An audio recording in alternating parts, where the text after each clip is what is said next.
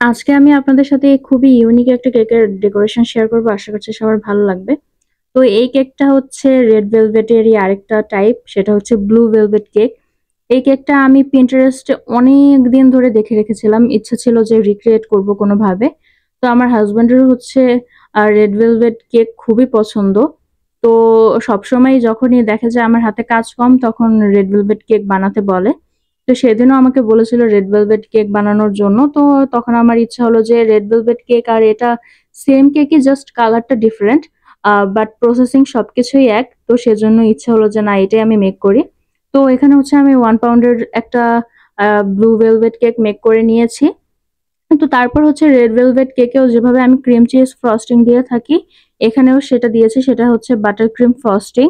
তো সেটা দেওয়ার পর প্রত্যেকটা লেয়ারে হচ্ছে আমি সামান্য মিল্ক সিরাপ দিয়ে নিয়েছি। এটা অপশনাল, এটা না দিলেও হয়। কারণ হচ্ছে ভেলভেট কেকগুলোর কিন্তু যে স্পাঞ্জটা থাকে সেটা কিন্তু একটু ময়েস্ট হয়ে থাকে নরমাল স্পাঞ্জ কেকের চেয়ে।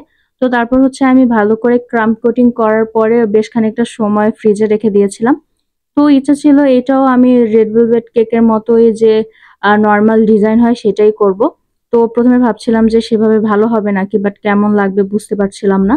বাট করার পরে কিন্তু আলহামদুলিল্লাহ দেখতে খুবই সুন্দর লেগেছে। আপনারা শেষ পর্যন্ত ভিডিওটা দেখলে অবশ্যই বুঝতে পারবেন যে আমি কিন্তু এই কেকটা করার জন্য আরকি টেনশনে ছিলাম যে যতই Pinterest এ দেখতে সুন্দর লাগুক না কেন, বাস্তবে এটা সুন্দর লাগবে নাকি আমি বুঝতে পারতেছিলাম না।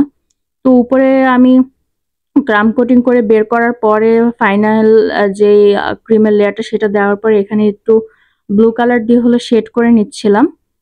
যেন দেখতে ভালো লাগে, যেন ব্লু ভেলভেট যেটা যেন বোঝা যায়। তো হালকা একটু ব্লু শেড করে নিয়ে তারপর এরকম আমি জিগজ্যাগ একটা স্ক্রেপার দিয়ে একটু ডিজাইন করে নিচ্ছি। তারপর হচ্ছে উপরে নরমালি যেভাবে ব্লু ভেলভেট কেকের ডেকোরেশন হয়ে থাকে সেভাবেই করে নেব। তাছাড়া বেশি কিছু করব না।